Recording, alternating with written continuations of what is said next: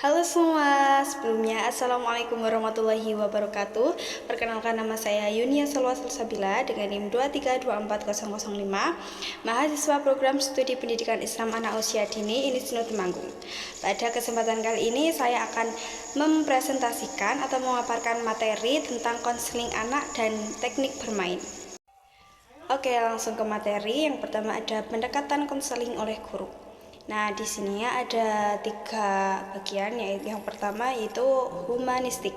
Nah, di humanistik ini guru harus menciptakan atmosfer kelas yang aman dan menarik bagi anak tanpa syarat atau unconditional positive regard. Yang kedua ada behavioral, yaitu fokus pada modifikasi perilaku melalui penguatan positif ya, atau pujian atau hadiah seperti itu untuk membentuk kebiasaan anak. Yang ketiga ada direktif, yaitu guru memberikan arahan langsung, saran, dan bimbingan untuk menyelesaikan masalah akademik atau sosial secara cepat. Kemudian ada landasan teori. Nah, di sini bermain itu bukan sekedar hiburan, melainkan kebutuhan perkembangan yang mendasar bagi anak usia dini. Nah, ada 2 teori, yaitu menurut Piaget. Nah, bermain itu adalah cara anak mengasimilasi realitas ke dalam skema mental mereka. Kemudian yang kedua ada teori Erik Erikson, yaitu bermain membantu anak mencapai penguasaan diri dan inisiatif atas lingkungannya. Nah, kemudian mengapa anak usia dini itu harus menggunakan cara bermain? Nah, karena anak-anak itu memiliki keterbatasan verbal. Misalnya, bermain adalah bahasa alami mereka untuk berbicara. Kemudian ada katarsis emosi. Nah, bermain itu menyediakan saluran aman untuk melepaskan ketegangan, kecemasan, dan rasa takut. Yang ketiga ada jarak psikologis.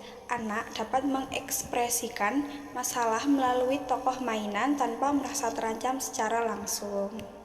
Nah, kemudian tujuan utama konseling ini yaitu yang pertama mengembangkan konsep diri positif, yang kedua meningkatkan rasa tanggung jawab pribadi, yang ketiga melatih keterampilan pemecahan masalah kreatif, yang keempat menurunkan perilaku maladaptif di sekolah, yang kelima membangun kepercayaan diri. Kemudian pemilihan alat bermain. Nah, pemilihan alat bermain itu yang pertama mencakup alat kehidupan nyata, yang dimana contohnya rumah boneka, alat makan, atau ruangan lingkungan. Nah, seperti itu. Yang kedua ada alat pelepasan agresif, seperti bobek, tentara mainan, borgol mainan, atau mobil-mobilan. Yang ketiga, alat ekspresi kreatif. Nah, di sini ada pasir, tanah, cat, musik, alat musik, seperti itu. Yang selanjutnya, penataan ruang konseling. Nah, di penataan ruang konseling ini memiliki prinsip penataan, yaitu lingkungan fisik harus memberikan rasa aman, kontrol, dan prediksi bagi anak. Yang pertama ada aksesibilitas. Aksesibilitas mainan ini diletakkan pada rak terbuka setinggi mata anak, agar ketika anak mau mengambil mainan itu terasa mudah. Yang kedua ada kategori mainan. Kategori mainan ini dikelompokkan secara konsisten di tempat yang sama. Yang ketiga ada daya tahan.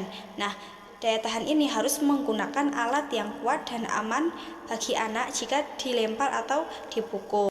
Selanjutnya ada keterampilan yang mencakup tracking atau reflecting. Yang pertama ada tracking behavior. Nah, di sini menarasikan tindakan anak tanpa memberi label atau penilaian, agar membantu anak merasa diperhatikan. Misalnya, kamu sedang memilih boneka yang besar itu, gitu. Kemudian ada reflecting feeling. Nah, di sini mengidentifikasi dan menyatakan kembali emosi yang ditunjukkan anak melalui permainan. Contohnya sepertinya kamu sedang marah dengan boneka itu. Selanjutnya, teknik mengembalikan tanggung jawab.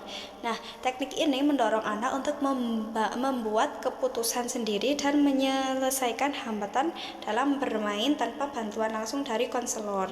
Nah, yang pertama itu memungkinkan anak merasa kendali. Yang kedua, mengembangkan percaya diri pada kemampuan diri. Yang ketiga, itu menghindari ketergantungan pada orang dewasa. Yang selanjutnya itu ada limit setting atau ACT model. Nah, di sini ada 3. Yang pertama itu langkah-langkahnya. Yang pertama adalah A, knowledge. Yang kedua, C, communicate. Yang ketiga, T, target. Nah, yang A itu penjelasannya, akui perasaan atau keinginan anak. Misalnya, ibu tahu kamu ingin sekali melempar cat itu. Nah, kemudian yang kedua ada communicate. Penjelasannya itu sampaikan batasan dengan jelas. Contohnya, tapi tembok bukan tempat untuk melempar cat ya. Nah, kemudian yang ketiga, target. Penjelasannya berikan alternatif yang bisa diterima. Contohnya, kamu bisa melempar cat itu ke kertas yang ini atau ke bagian yang bisa dibuat ngecat seperti itu. Kemudian ada sinergi guru dan lingkungan. Nah, konseling anak tidak berdiri sendiri. Keberhasilannya bergantung pada dukungan sistem di sekolahnya. Yang pertama ada deteksi dini.